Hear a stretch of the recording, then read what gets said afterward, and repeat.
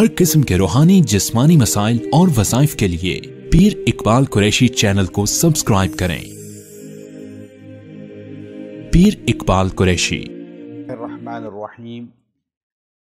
एक जो मसला हमारे मुआशरे का बहुत बड़ा नासूर बना हुआ है कि अक्सर लोग ख़ुद दीनदार होते हैं, वालिदैन दीनदार होते हैं, बहन भाई दीनदार होते हैं, लेकिन औलाद या अपने बहन भाई रास्ते से भटक जाते हैं और वो गुमराह हो जाते हैं, बेदीन हो जाते हैं, दीन से मुतनफ़िर हो जाते हैं। तो लोगों का एक इश्काल होता है कि देखो जी फ़लाँ इनका इतना दीनदार है, वालिद इतना दीनदार है, वालिद तो इतना मुत्तकी है और औलाद देखें कैसी है, या खामंद बहुत अच्छा है, बीवी कैसी है, बीवी बहुत अच्छी है, खामंद कैसा है। अब ये लोग फिर दीनदार बंदे पे भी एतराज़ शुरू कर देते हैं, हालांकि ये चीज़ जो है लग़व है, बेकार है कि आप औलाद के बद्दीन होने का, गुमराह होने का वालिदैन को मूरद इल्ज़ाम ठहराएं कि, लेकिन एक वजह से इल्ज़ाम उन पर आता है अगर वो तरबियत की कोशिश ना करे। चूँकि क़यामत के दिन एक ख़ातून औरत के गुमराह होने की वजह से 4 मर्द पकड़ में आ जाएंगे। एक औरत बेपर्दा है, बेदीन है, तो अल्लाह तबारक व तआला की अदालत में पकड़ में आ जाएंगे। खामद आएगा, भाई आएगा, बेटा आएगा, बाप आ जाएगा कि तुमने इसकी तरबियत क्यों नहीं की। लेकिन एक अमल मैं आपको ऐसा अभी कुरान हकीम का बताऊंगा कि अगर आप कोशिश करके फिर वो आपकी बात कोई नहीं मानता तो आप अल्लाह के यहाँ बरी हो जाएंगे, और वो नबियों वाला अमल है। चूँकि हमारा काम है दावत देना, समझाना, औलाद को समझाएं, बहन भाइयों को समझाएं, बीवी को समझाएं, बीवी खामद को समझाए। अब अगर कोई नहीं कबूल करता तो हमारे इख्तियार में रिज़ल्ट नहीं है, चूँकि नबियों की ज़िंदगी हमारे सामने है। 950 साल तबलीग करने वाला नबी हमारे सामने है। 950 साल जिस नबी ने खाली तबलीग की, उम्र तो 1300 साल से ज़्यादा पाई, वो नूह अलैहिस्सलातु वस्सलाम हैं, जिनका ज़िक्र कुरान हकीम में मुख्तलिफ जगहों पर है। पूरी सूरह नूह भी अल्लाह ने नाजिल कर दी, और उनकी तबलीग में लोगों की हट दर्मियों को उस सूरह के अंदर वाज़े अल्फाज में कि जब नूह पैगंबर तबलीग करते थे तो लोग उंगलियां कानों में रख लेते थे, ये हाल था, और मारते थे आपको, लेकिन आप तबलीग करते रहे। तो कितने लोग आपके हाथ पे 950 साल में आए? 80 या 82 लोग। और हमारे नबी सल्लल्लाहु अलैहि वसल्लम ने 23 साला दौरे नबूवत में 1.25 लाख पाक सहाबा को कलमे की तरफ लाया, और वो 1.25 लाख जन्नती बन गए। अब देखिए, यहां तबलीग हुई 23 साल और वहां तबलीग कितने अरसा हुई, तो रिजल्ट यहां का ज्यादा निकला, क्योंकि अल्लाह जिसको चाहे। अब बाज नबी ऐसे हैं जिनके साथ एक उम्मती होगा, बाज के साथ 2 होंगे, बाज के साथ एक भी नहीं होगा क़यामत के दिन। तो सबसे ज्यादा उम्मती रोज़े महशर हमारे नबी सल्लल्लाहु अलैहि वसल्लम के साथ होंगे। आपने फरमाया 120 सफ़े होंगी तमाम उम्मतों की, और उनमें से 80 सफ़े होंगी मेरी उम्मत की। अब अभी आप दुनिया में देखें तो 80 सफ़े तो पूरी नहीं है, तादाद हमारी तो बहुत कम है ना, 2 अरब होंगे 7 अरब में। तो ये दावत से आएंगे, जब उनको आप मुसलमान कर इस्लाम की तरफ बुलाने की तरगीब दावत देंगे। अब नूह पैगंबर ने तबलीग की, सगा बेटा नहीं आया। नूह पैगंबर ने तबलीग की, बीवी नहीं आई। बेटे ने कहा मैं नहीं मानता, कलमा ही नहीं पढ़ा। तो आप कह सकते हैं कि नूह पैगंबर देखो जी कैसे नबी हैं, आप बेटा अपना इस्लाम में नहीं आया। कोई कहेगा तो वो मोमिन रहेगा नूह अलैहिस्सलाम पे एतराज करके? नूह पैगंबर ने, आप सोच सकते हैं कि अपने बेटे को तरगीब नहीं दी होगी, बल्कि आपने तो दुआ भी की थी अल्लाह से। तो अल्लाह ने कहा नहीं, लैसा बिअहलिक, ये आपकी औलाद नहीं है। औलाद वो होती है जो मान के चले अल्लाह और रसूल की, ये आपकी अहल ही नहीं है, औलाद ही नहीं है। अच्छा, अब हज़रत लूत अलैहिस्सलाम की बीवी नहीं माना, वो पत्थर आके उसके भी सर पे लगा। उर्दन में हमने वो जगह देखी, वहाँ में ले गए, का ये बहरे मैयत के डेड सी के साथ है, पहाड़ी पे ऊपर जगह। कहा जी यहाँ हज़रत लूत अलैहिस्सलाम की बीवी وہ بھی ان کے ساتھ، کافروں کے ساتھ، مخالفین کے ساتھ چل پڑی تھی، تو جب اس نے پیچھے مڑ کے دیکھا تو پتھر اس کے سر پہ بھی لگا اور وہ وہیں ڈھیر ہو گئی، مر گئی۔ تو بیوی نہیں آئی، لیکن لوط علیہ السلام کو کوئی کہہ سکتا ہے کہ نہیں نبی لوط علیہ السلام کی تبلیغ میں نقص تھا؟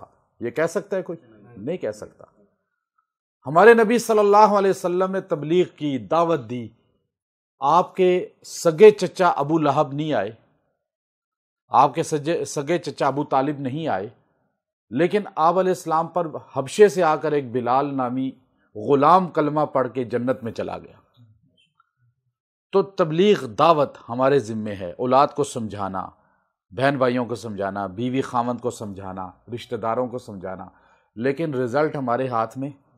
اگر ہم سمجھاتے بھی نہیں ہیں اور پھر کہتے ہیں جی چلو نماز کوئی بات ہی نہیں پڑھی، قرآن نہیں پڑھا، کوئی بات نہیں، اب ماں باپ پکڑ میں آ جائیں گے۔ آپ اولاد کو تربیت کریں، نماز کی تلقین کریں، ان کو آداب سکھائیں، ادب سکھائیں، ان کو دین سکھائیں، دین پہ لانے کی کوشش کریں، فکر کریں۔ پھر وہ نہیں آیا، اب آپ پکڑ میں نہیں آئیں گے جب آپ نے کوشش کر لی، کیونکہ یخرج الحی من المیت، اللہ رب العزت جو ہے زندہ سے مردہ، مردہ سے زندہ نکالتا ہے۔ یہ تشریح بھی کی ہے کہ دینداروں کے گھروں سے بے دین پیدا کر دیتا ہے اور بے دینوں کے گھروں سے دیندار پیدا کر دیتا ہے۔ بت بنانے والوں کے گھر میں ابراہیم پیدا کر دیتا ہے اور تبلیغ کرنے والے پیغمبر 950 سال اس کے گھر میں کافر کنعان پیدا کر دیتا ہے۔ اللہ ہے قادر۔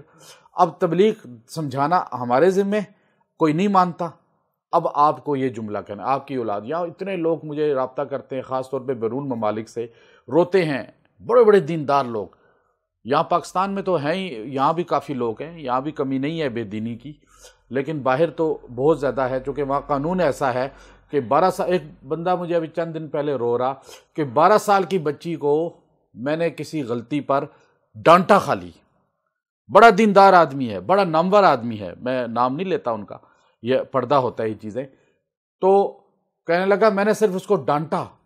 میں نے کہا یہ کیا کر رہی ہو؟ اس نے کال کی پولیس کو، پولیس آ گئی، مجھے تھانے لے گئی اور مجھے 3 دن تھانے میں رکھا۔ اس کے بعد مجھے سزا کے طور پہ کہا کہ تم گھر نہیں جا سکتے اتنے مہینے۔ اب بیٹی کو ہوٹل انہوں نے کمرہ لے دیا، حکومت نے، وہ اپنی فرینڈز کے ساتھ کمرے میں رہ رہی ہے ہوٹل کے، اور ہوٹل کے کمرے میں وہ کیا غلطیاں کرتی ہوگی، آزادی کیا ہوگی۔ اب مجھے بتائیں کہ کون سپورٹ کر رہا ہے؟ قانون وہاں کا، کفر کا۔ ہمارے نبی صلی اللہ علیہ وسلم کی تعلیمات تو یہ ہیں کہ آپ سختی کریں، سمجھائیں، ماحول دیں، سب چیزیں قرآن میں بیان کی۔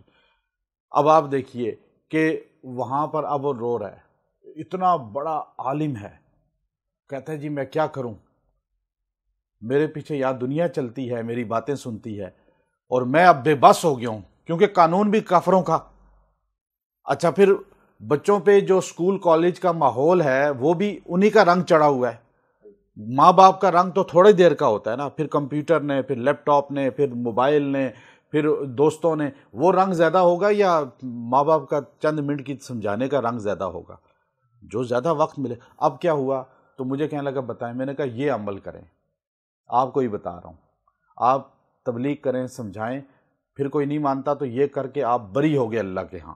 وہ کیا ہے؟ سورہ یونس کی آیت آخری ہے، سیکنڈ لاسٹ آیت ہے سورہ یونس، تقریباً آخری آیت، جملہ نبی والا جو اللہ نے اپنے نبی صلی اللہ علیہ وسلم کو دیا، ان سارے نبیوں کو تقریباً دیا، اور وہ جملہ جامع ہے۔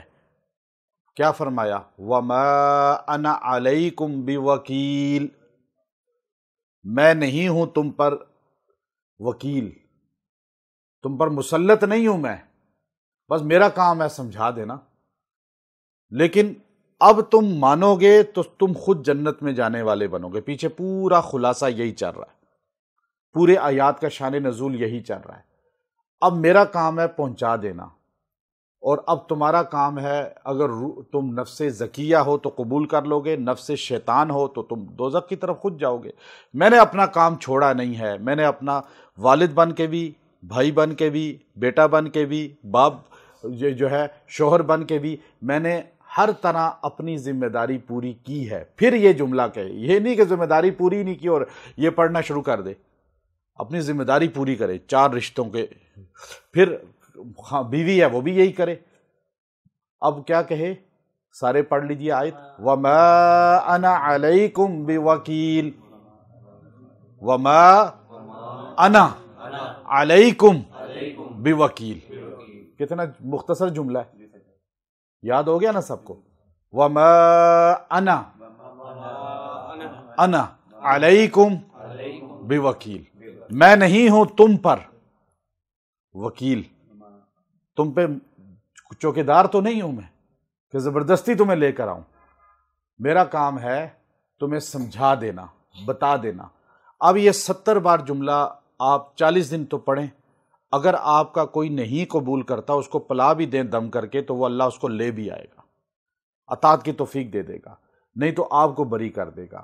آپ یہ جملہ اپنی ہر طبقے کے لیے جو آپ کی نہیں قبول کرتا، آپ یہ پڑھیں 70 بار، اور اس کو 40 دن پڑھ کے پھر آپ چھوڑ دیں شک. اس کے بعد تھوڑا تھوڑا پڑھتے رہیں، روز پڑھیں، 3 بار پڑھ لیں، 7 بار پڑھ لیں. آپ اس کو پڑھ لیں گے، آپ اللہ کے ہاں بری ہو جائیں گے. اور اکثر ایسے ہوتا ہے کہ کوئی آپ کے سامنے رشوت لے رہا ہے، دھوکہ کر رہا ہے. اب دیکھیں نا کہ گناہ ہوتے ہوئے دیکھے اور بندہ نہ روکے، گناہ گار ہے نا. لیکن آپ یہ جملہ ایک بار بھی پڑھ لینا یوں دیکھ کے کوئی غلطی کسی کی، تو اللہ رب العزت آپ کو اس گناہ سے دور کر دیں گے. یعنی آپ پکڑ میں نہیں آئیں گے کہ تم نے دیکھا اور روکا نہیں. وَمَا أَنَا عَلَيْكُمْ بِوَكِيلٍ. اللہ عمل کی توفیق دے. وآخر دعوانا ان الحمدللہ.